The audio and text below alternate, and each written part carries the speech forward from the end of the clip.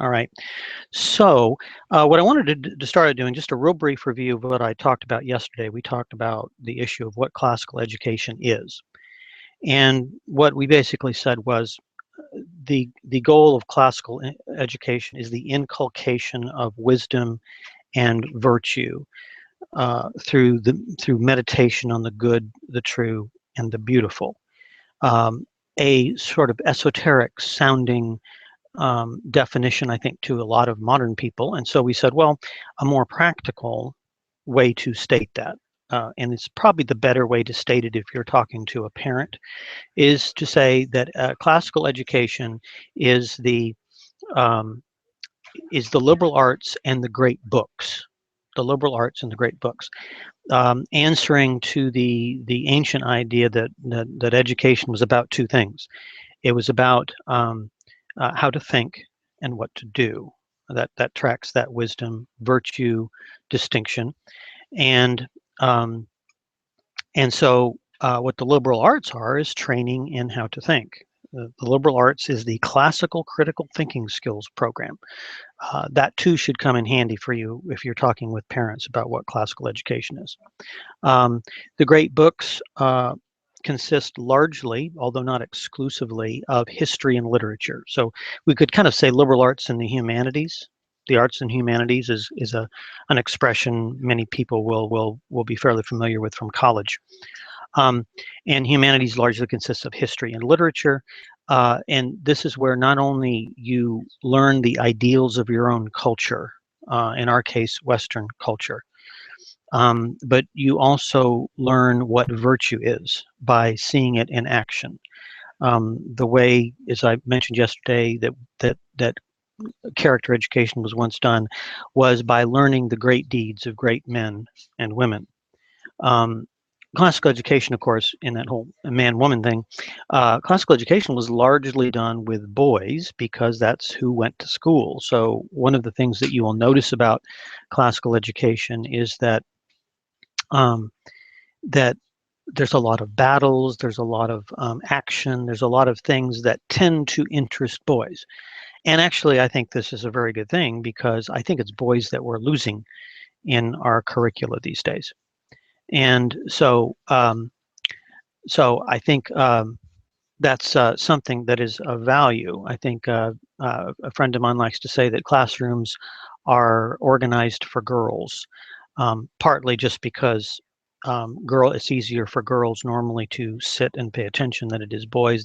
Boys are just a little more active. But if you have a curriculum that really stresses action and adventure and this sort of thing, I think it will help you in teaching boys. So I had put a number of questions in that description of this webinar. The first one was, how does a concern with the great books and the liberal arts work out in the school curriculum? So basically the answer to that question is through the liberal arts, these generalizable intellectual skills, the three linguistic skills of grammar, logic, and rhetoric, and the four mathematical skills of arithmetic, geometry, astronomy, and music. And as I said yesterday, if it makes you feel better, you can replace astronomy and music with algebra and calculus. Those are the way the liberal arts. That's the way the liberal arts works. It's language and math skills. And then in terms of the great books, the great books, really, if you looked at the list, you would see that they covered everything. You had Euclid's geometry in there, so math was even addressed in the great books. But primarily, again, it's the literature and the history of our civilization. You're learning the ideals of the culture of Athens. You're learning the ideals of the culture of Rome. And you're learning. You also have medieval history, which you've thrown in there, so that you can see a lot of the Christian culture, which did influence our culture today. And let me just answer a question I didn't answer yesterday that often comes up there, which is, why are we studying the Greeks and the Romans? Well, the first reason is because that's where we came from. Our civilization was formed in Athens and in Rome, and reshaped in the Middle Ages. And so it's useful to know where you came from, to know why, for example, your government institutions are the way they are. You really can't understand the American founding unless you understand that the founders were reading Polybius, his histories. They were reading Cicero, Cicero's Republic. They were reading Aristotle's politics and his ethics. And they based the structure of American government um, more than anything else on the Roman Republic. And so if you don't know what those things were, if you don't know what the Roman Republic was, it's kind of hard really to understand why our government is set up the way it is. So there's a lot of, theoretical and practical reasons why we would want to study these cultures. Plus, these cultures had an ideal of man. The Greeks had a certain ideal of man that we were to develop the uniquely human strengths, virtues. The Romans would have called them. The Greeks used the word arete. The Greeks valued strength and intelligence. And we see that if we read Homer's Iliad, we see the ideal of strength extolled there. If we read Homer's Odyssey, we see the ideal of intelligence there in the character of Odysseus, Odysseus of many wiles. He conquers, unlike Achilles, who conquers through strength. Odysseus conquers through intelligence. He outwits his enemies. So we have those ideals coming from the Greeks. We have the ideal of ethics, of being a virtuous person, coming from the Romans. The Romans were very family oriented. They were, the expression Roman piety was once known by every schoolboy. Pius Aeneas, the character in the Aeneid that Virgil writes about, who flees the burning city of Troy. He's a Trojan prince, and he flees with his father on his back and his family in tow. The Romans were very family-oriented people. So they have their ideals. And then this is reshaped later in the Christian Middle Ages. And that ideal, that human ideal, was invested with a different but not contradictory meaning from the ideals of the Greeks and the Romans. The Greeks and the Romans did a lot of bad things, but we don't admire them for their vices. We admire them for their virtues. And so we try to take the good out of those cultures, which were incomplete in many ways. And we try to use those as lessons for today. And it's always good, C.S. Lewis used to say this, it's always good to read old books because it tends to balance us out in terms of our own sort of deformation in any particular age. Every age has its own emphasis, and it tends to neglect, it has a certain emphasis, and then it tends to neglect other things. So reading old books, studying history always helps because it tends to balance you out. It tends to emphasize things that you probably don't emphasize enough. So it's always good to do that. And really, I wanted to focus in this talk about these different levels in learning. The second question I had in the description of this webinar was, what does classical education look like in the primary grades, the elementary grades, middle school, high school? Let me talk about those stages, and I'll talk about some of the distinctives of classical education in this regard as I go along. For first thing is, the primary grades are probably as different as they're more different from the other stages than any other stages of other stages. The primary grades in classical education, the emphasis is not that much different than you would find in any traditional curriculum. the emphasis in a classical primary school will be on basic skills, reading, writing, and arithmetic, and on classic children's literature. That is the emphasis. So you're talking about a traditional approach to reading instruction. That's primarily going to be a phonics-based approach, which is not only traditional but works the best.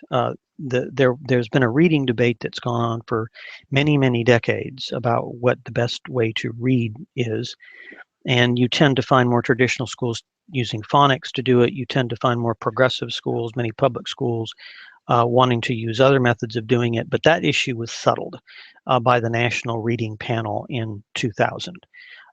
It was one of the biggest research efforts ever done. It was a meta study.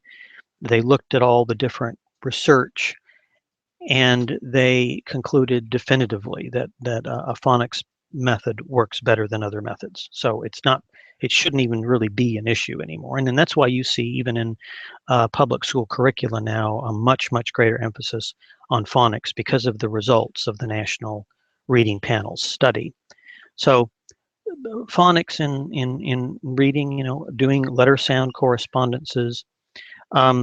There are, by the way, and we have talked about this in the Classical Teacher magazine, of which I'm the editor, of how there are a couple of different ways of doing phonics, and the one we always recommend is what is generally called the Orton-Gillingham method, or the common sense. Cheryl likes to call it the common sense approach to phonics, which is to uh,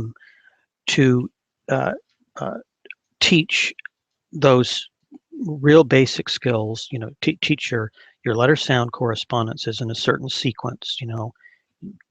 Use a short A, 3 or so consonants. Start to work on your blends as you go along. Add another few consonants, then add another short vowel sound, and a minimum number of rules to get you reading as quickly as possible, and to work with this sort of consonant vowel consonant method of reading instruction. That is really the core of the common sense reading approach. There are other programs on the other end, kind of the phonics spectrum would be the Spalding type methods, which have a child learning all of these rules before they actually get to reading anything. It's a great spelling methodology, but it's a lot of rules to learn, and it tends to be a very cumbersome way of approaching that subject. So we always recommend that Orton-Gillingham approach. And if you have questions on that, you can ask those. And of course, Cheryl Lowe is who wrote the First Start Reading program, is really the expert here in the office on that. In arithmetic, you are again using a fairly traditional approach. You want to focus in on arithmetic. A lot of math programs want to do 4 or 5 different things, and you get a little smattering of algebra, and you get a little smattering of geometry. But a more traditional math program, we use the Rod and Staff program at Highlands Latin School, where the classical core curriculum was developed. And we do it because it focuses in on arithmetic and learning addition, subtraction, multiplication, all the way up to long division. You master long division, and that is the best basis for the advanced study of math later on. New math approaches that were developed in the 60s have always stressed getting to concepts as quickly as possible. Well, for one thing, that doesn't observe the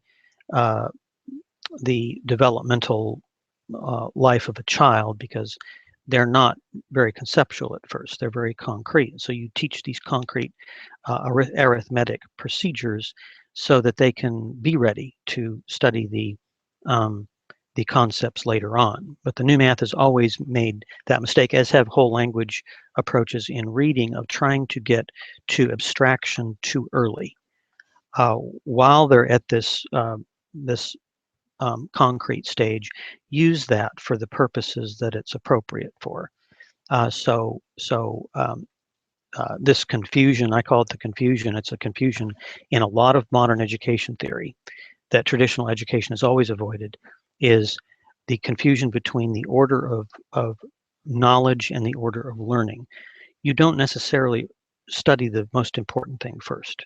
Sometimes you study the least important thing first. The least important thing in reading is letter sound correspondences, but you do it first because that's what's age appropriate and that's what prepares you for doing the best prepares you for doing the advanced stuff later on. The same thing in arithmetic. You don't do necessarily the most important things. The most important thing is not the procedures. That's why, trying to teach kids 4, complex methods of how to do a simple arithmetic problem is not good. You want to be able to do that quickly, to do it simply, so that you can get on to concentrate on the more important things later on. And of course, penmanship. We recommend that, of course, you have to learn manuscript when you're first learning how to do your letters, because as you're learning your letter sound correspondences and your basic phonics, you're doing some letter formation there and you're learning manuscript. But we start cursive fairly early. And I won't go into that. There's a whole, if you haven't seen Andrew Pudewa's talk at one of our conferences, the one last year, as a matter of fact, the Memoria Press Conference in Louisville, he gave a talk on cursive writing and why that's important. I'm not going to cover that here because we just don't have enough time. So that's the most different of the grades. And then you get into the, after second grade or so, you're going to start getting into the regular classical program. And I want to bring in here this whole issue of Dorothy Sayers' Trivium methodology. Dorothy Sayers gave a speech in 1947 at Oxford where she talked about, she used the classical trivium, the 3 language arts, as sort of an analog for the developmental stages of a child. And she pointed out that children, when they are younger, in what she called the grammar stage, which is roughly ages 9 to 11, they're very concrete. Learning, starting to learn Latin grammar is very appropriate there. Learning the grammar paradigms, learning the vocabulary. Younger kids like to memorize. They like to drill. This is a good time to get, to start in on the Latin grammar, because there's so much of that memorization and recitation of grammar paradigms. Then there's the logic stage, or the dialectic stage, where students are starting to get into abstract thinking, and so that you can start doing things really in all subjects, going beyond memorization and the more concrete things to the more abstract aspect of subjects. And it's a good time to begin to learn logic, because logic is an abstract subject, the art of argument, and that's an appropriate time in your curriculum to do the second of the liberal, the logic as the second of the linguistic liberal arts at that stage, which is roughly 12 to 14 years old. And then you have the rhetoric stage, which is Dorothy Sayers refers to as sort of the more poetic stage, more comparison and contrast, more what Mortimer Adler would say is a sort of syntopic way of approaching subjects. Adler had several different levels of reading, and he talked about the analytic stage of reading, which is, you're reading for understanding, which is his actually second level of reading. And then the final stage of reading is the syntopical reading, where you may be reading several different books, and you're now not analyzing. Analysis means taking apart. You're now synthesizing. You're now bringing things together in this syntopical way of learning, and that's kind of what Dorothy Sayers was talking about when she was talking about that rhetoric stage, which runs roughly from age 15 to 16. I would say probably 15 to 18. And so after the primary grades, where you're just doing basic skills and reading classical children's literature, and I should say before I totally leave that, also, you're doing a lot of reading aloud too. I'm a big proponent of reading aloud. Children need to not only be able to read something, but to hear it. I think a lot of people make the mistake of thinking, well, now that children can read themselves, we don't need to read to them anymore. I read to my children till they left home. And I think they would all say that was a good thing. We read aloud in our curriculum, I think, up until 7th or 8th grade at Highlands Latin School, and this is good. This is what we need to do. They need to hear things being said. I noticed that there's people that are very smart and very well read. I notice my oldest son does it sometimes. I can tell he hasn't heard a word before because of the way he pronounces it. If you hear it pronounced correctly, that's something a child needs to know. So there's a bunch of good reasons for reading aloud, but that's one of them. So so on those 3 stages of learning, and a lot of people will think of Dorothy Sayers' Trivium as classical education itself. I think we have to throw in a caution here. Even though the republication of Dorothy Sayers' The Lost Tools of Learning is what kind of jump-started the modern, what I call neoclassical movement in the late 80s. That was a very unique thing. No one had ever even thought about that in the way she thought about that until the 1940s.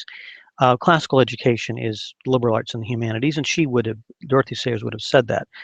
Hers was a paradigm that is, I think, a very useful developmental paradigm that is useful in a classical curriculum, but it's not the same thing as a classical curriculum. It's a kind of a newer methodology that is very useful and helpful to any educators, but even just as much as classical educators. But it's not the sum and substance of classical education.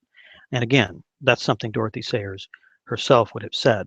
Now, some of the distinctives, and then I'm going to start looking for questions here. Some of the distinctives of classical education would include this emphasis in history on the classical cultures. As I mentioned before, you're doing, we study Roman history, Greek, medieval history, then Greek history, and we go through that cycle a couple of times. That's a foundational thing in classical education, is this emphasis on classical history in a history program. There's also, in terms of literature, there's a great emphasis on great books that have stood the test of time. When the classical education movement first started, a lot of the materials you got were just lists of great books, and it was you're thinking, well, that's a nice list, but how do I do this? And so I think the advances that have been made in the last 10 or 15 years, Memoria Press certainly has been a part of that, is to kind of get the hay down out of the barn where the cows can get at it, to provide resources that will enable you to read the Iliad, the Odyssey, the Aeneid, the Divine Comedy. These are hard books. You need to be prepared to read them. And most of classical education really consists of preparing children to read the great books. So you have to look at a lot of your history and literature programs as being a preparation for reading the great books. And of course the liberal arts also figure into that, because they're the skills you're using to understand what it is you're reading in some of these areas. And you can go ahead and start answering. I'm supposed to answer. You can go ahead and start asking questions. I'm trying to bring up my YouTube thing here so that I can see questions, and it's not coming up for me. So let me get somebody on that. In fact, Dana, could you tell Paul I can't see the YouTube page anymore, and I can't see any questions that might be coming in. So if he wouldn't mind. All right, so we'll try to see if we can't get that to where I can see the questions. All right, so I'm trying to get back to that page where I can see questions, and now I'm not getting anywhere. Okay, hang on just a second, folks. Mm-hmm. Q&A. Okay. Okay. All right, and that's the be part of the conversation link. Okay, yeah, you can, if you have questions, go ahead and click that be part of the conversation link, and I can see that right at the right hand of my screen. There was a couple more things I wanted to say. One of the things you'll notice is that in for example, the classical core curriculum, you're going to see subjects kind of categorized in a different way than you would normally see them. We normally think of them in terms of the traditional disciplines, you know, math and English and social studies, all that business. We've broken them down a little bit differently to sort of reflect a different way of looking at this. And so what you'll see is, you know, classical studies, which is, you know, mostly history, but you could you really would include some of the classics there, the Iliad, the Odyssey, the Aeneid, and some of these books, all a part of this classical studies strand. Latin, obviously, which is how we do our grammar. In studying Latin, you're gonna learn an academic vocabulary, because most academic English is Latinate. You're going to learn grammar best that way. I explained that yesterday, so if you want to see a reason for that, you might want to go back and check out that yesterday's webinar on what is classical education. And it's along with math and possibly music, if you can fit that in a curriculum.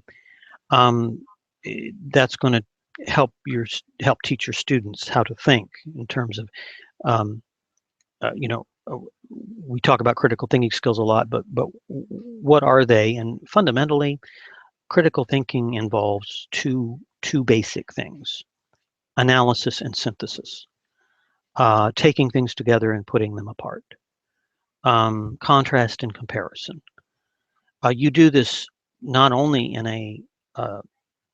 in mathematics, but you do it in formal grammar, and you do it in Latin, an inflected language, more than you're going to do in most other foreign languages. So we you know, our grammar program is Latin. So that's one of the strands. You'll see science, you'll see literature, and you'll see what we call modern or American studies. The classical curriculum does not avoid American history.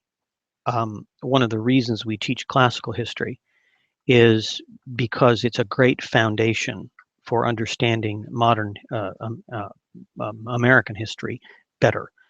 And so, I mean, there's a lot of stories you'll be reading a Roman story, and whenever I've taught Roman history, there's all kinds of things that happen in American history that are very similar. We're very much like the Romans. We're more practical people. We're less speculative and philosophical and literary than the Greeks. But the Romans were very much like Edith Hamilton, the great classical scholar, observed this in her great book, The Roman Way, which she wrote after her other great book, The Greek Way. Studying those two cultures, and she made that observation: America is very much like the Romans. So studying Roman history is very useful in understanding our own history, and so that's one of the reasons we do it. But we do have a separate strand of modern and American history, you know, and then there's Greek, logic, and rhetoric, and so forth. One of the things I noticed, I was at a conference with homeschoolers last week, and one of the things I pointed out was that, in a way, there's a sense in which classical education is simpler than other you know, more modern methods of it, more modern schools of thought on education, and it's because the basic core things are very few. On the skills side, it's grammar and mathematics. and on the humanities side, it's history and literature, which are very similar things. And while it can look like there's a lot of books, if you just simply try to think about things in those categories, it will simplify your own way of looking at it. And sometimes I find can sort of relieve people's anxiety about what they're supposed to be teaching. I noticed a lot of anxiety among classical educators because, a lot of them are not real clear on exactly what it is and how it's different from other schools of thought on education today. Um,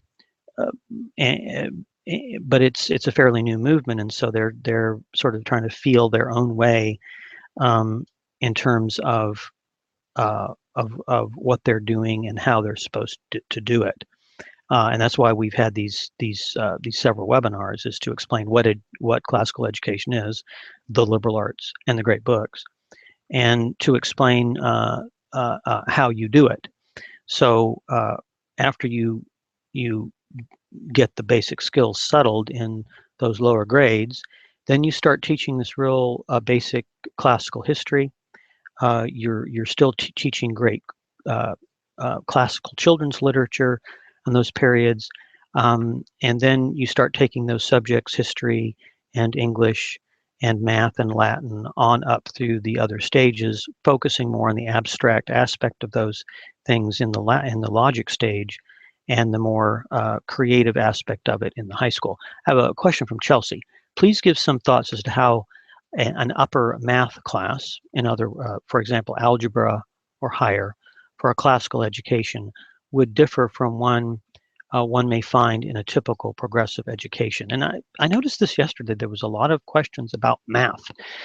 We probably should have had a math expert doing some of these seminars. I'm more of a humanities person, but I can tell you, and one person asked yesterday, and I guess it partly answers this question too, about um, sequencing. There's not a lot of difference in the math sequencing in classical education. What we do, however, is we do teach algebra 1 and 2 back to back. The reason for that simply being that algebra is just one subject.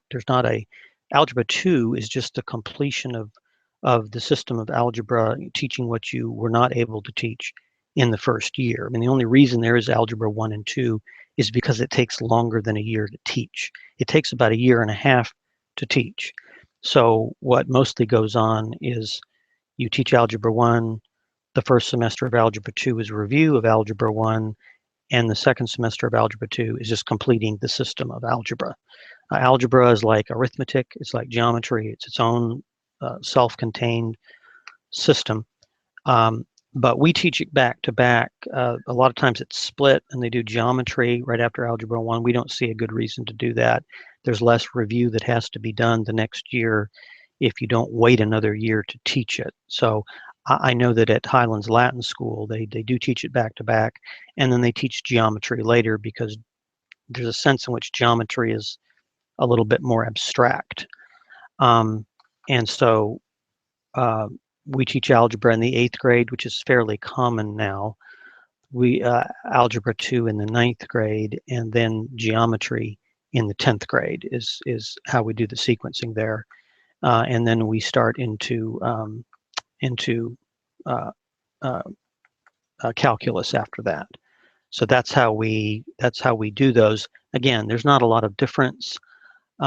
If your students are well trained in arithmetic, they should be able to handle pre-algebra easily and algebra easily, because they don't have to constantly go back and find answers to basic math questions because they haven't memorized them properly. We also don't do a lot of the use of calculators at the lower grades.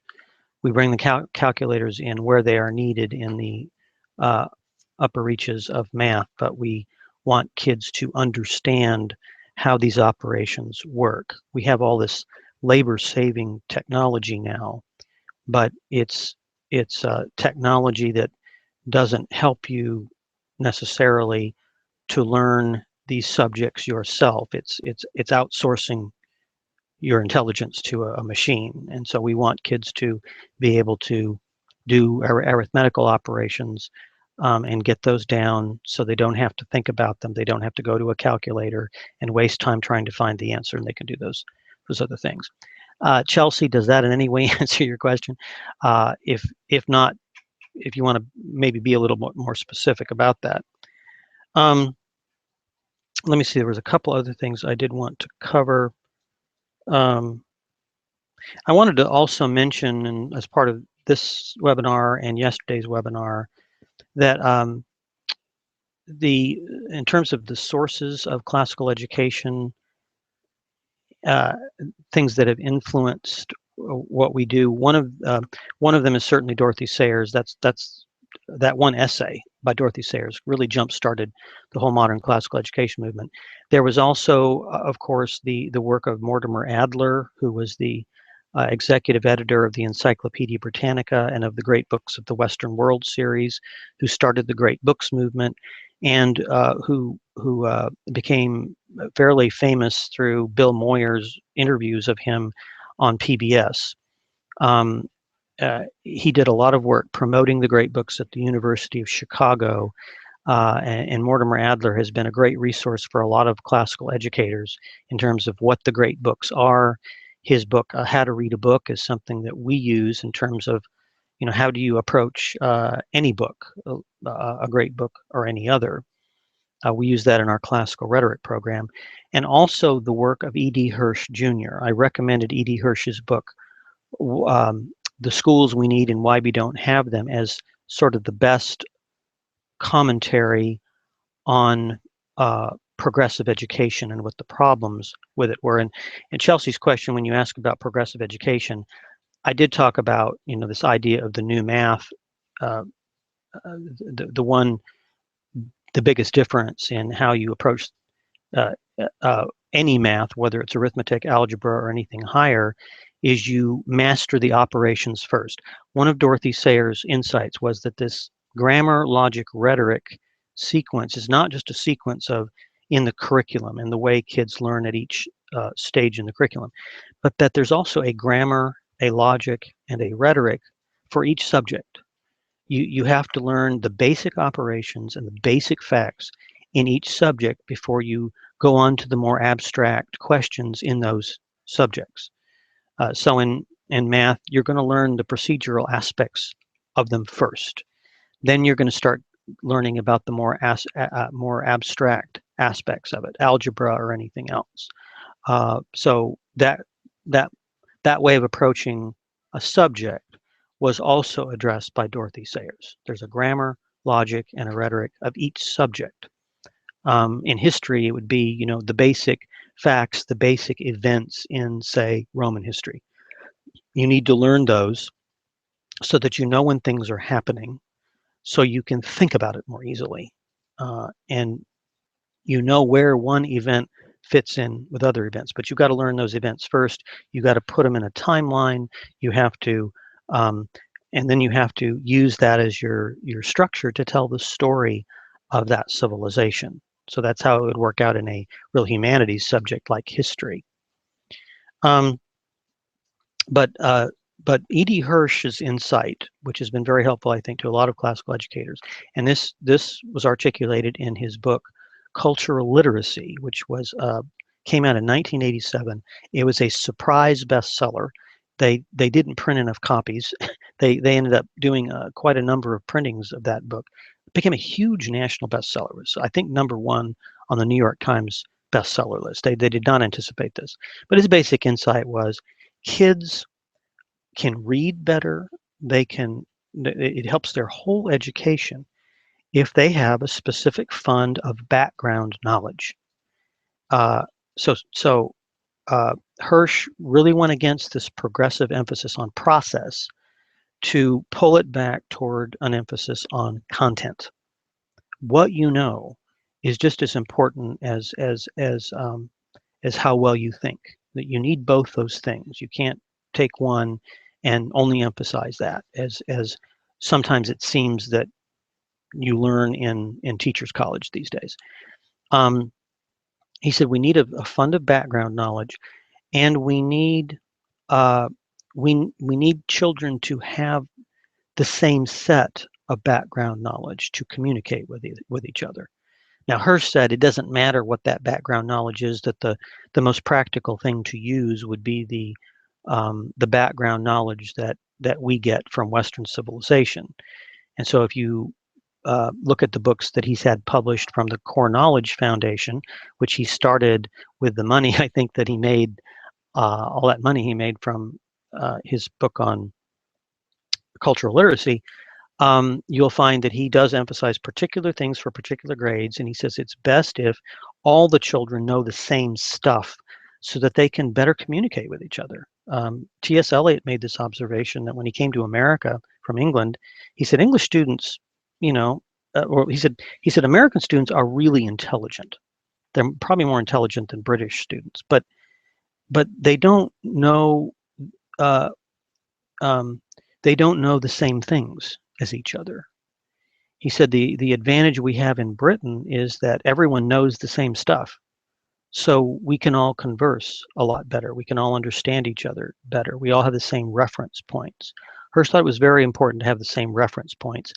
I would go further than Hirsch and say it's not just having the same reference points, it's that Western civilization is good in and of itself. The questions that it asks are questions we should all ask as human beings. But Hirsch's insight is still a good one, that we need to have a fund of background knowledge to even understand the things we read, because the things we read are making allusions to various different things, and we need to know what those are, because otherwise we can't even understand what we're reading.